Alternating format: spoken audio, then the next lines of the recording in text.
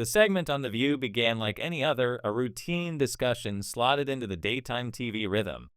The topic was criminal justice reform, specifically recent Texas legislation that had caught national attention. The panel of hosts Sunny Hostin, Joy Behar, Ana Navarro, and Sarah Haynes sat ready, their smiles polished for the camera. Congresswoman Jasmine Crockett from Dallas, a guest who'd appeared on the show twice before, was there to weigh in. She carried herself with the ease of someone accustomed to tough rooms, courtrooms, town halls, campaign trails. But something felt different this time, a subtle undercurrent that shifted the air before a single question was asked.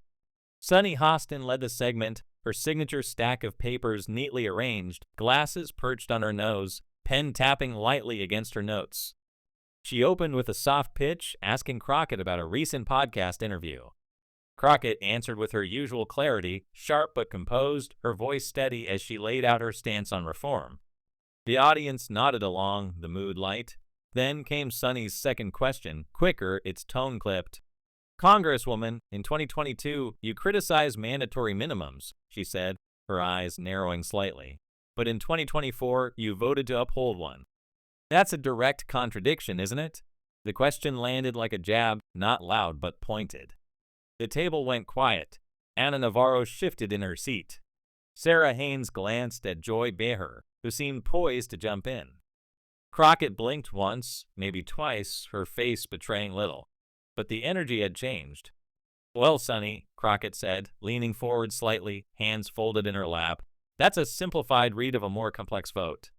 If we're going to talk about it, we need to tell the full story." Her voice was calm, deliberate, each word chosen with care. The audience offered a brief round of applause, hesitant, not the usual enthusiastic roar. Something about the exchange had tightened the room's atmosphere. Sunny didn't back off.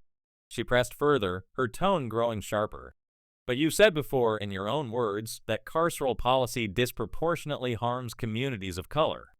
So why support a provision that strengthens it?" The question wasn't just a challenge. It carried a weight, a prosecutor's edge, as if Sunny were cross-examining rather than interviewing. Crockett held Sunny's gaze, her expression steady. You could sense her weighing every word before speaking. "I don't mind being questioned," she said, her voice still even, "but I do mind when people reduce my work to one-liners just to stir drama. I didn't come here to be dissected. I came to talk about progress." The air thickened. No one shouted, no one interrupted, but the tension was palpable, gripping the studio and the viewers at home. The production team cut to a wide shot, perhaps sensing the moment veering off script. Joy tried to lighten the mood with a quip about Congress never being clear, but it fell flat. Even the laugh track felt hesitant. The moment had landed, raw and unscripted, and there was no walking it back. Sunny adjusted her glasses, a slow, deliberate motion that seemed innocuous until you replayed it later. Her smile was polite, but didn't reach her eyes.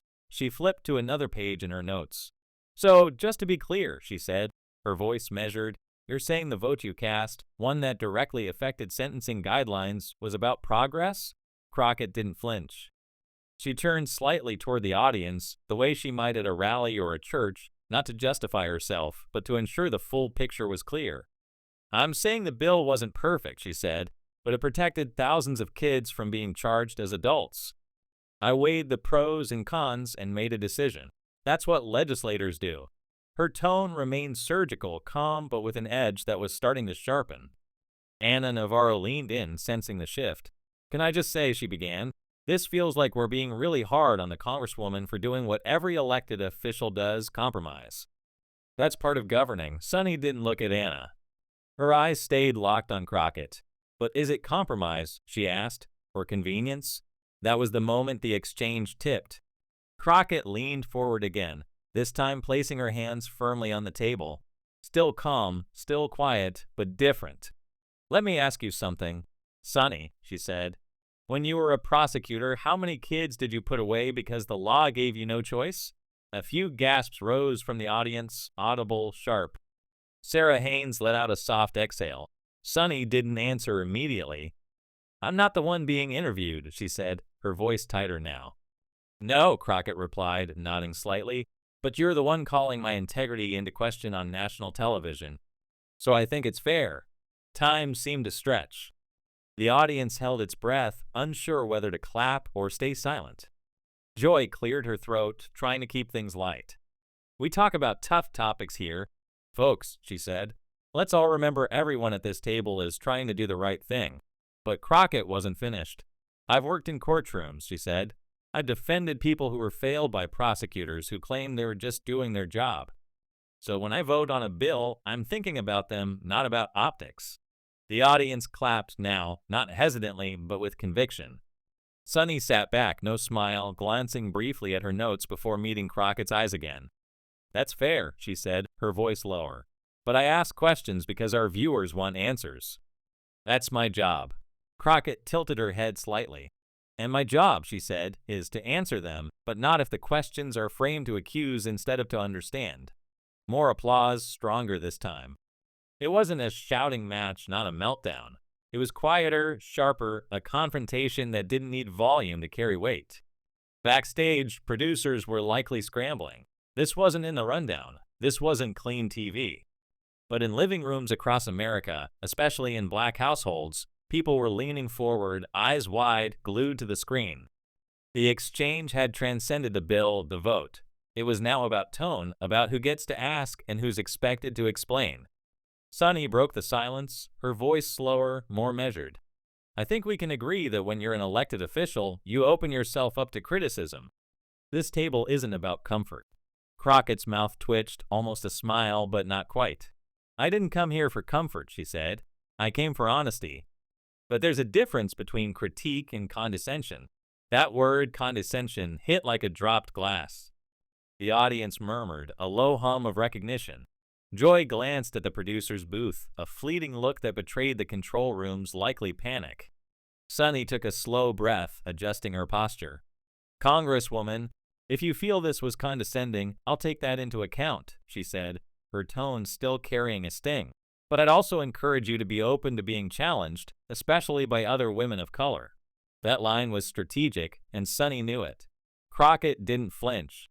"And I'd encourage you to ask yourself why the challenge sounds more like a charge," she replied. "Because the way we speak to each other, especially as black women, matters. Intent doesn't erase tone. It was a correction, plain and public." Sunny nodded once, stiffly, but didn't respond. Sarah Haynes jumped in, trying to cool the room. "I think this shows how hard these conversations are," she said. "Even with the best intentions, things can get heated." But it wasn't heat. That's what made the moment so riveting, so uncomfortable. It was precision. Crockett hadn't raised her voice, hadn't thrown insults. She dissected the dynamic, piece by piece, with courtroom grace. The internet caught fire before the segment ended.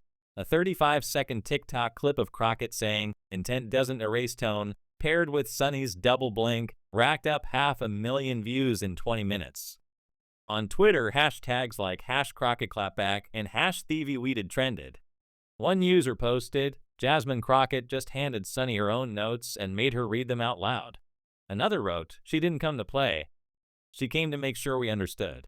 On Facebook, a Dallas page shared the full exchange with the caption, "Congresswoman Crockett stands her ground gracefully." Comments poured in, many from black women. "She said what I've never had the guts to say. That wasn't disrespect. That was a boundary." Back in her D.C. office, Crockett's phone buzzed relentlessly, texts from staffers, family, even her high school English teacher. Her communications director, Brian Leaks, burst in, phone in hand. "Congresswoman, your follower count just doubled," he said. "We knew it would move, but not like this."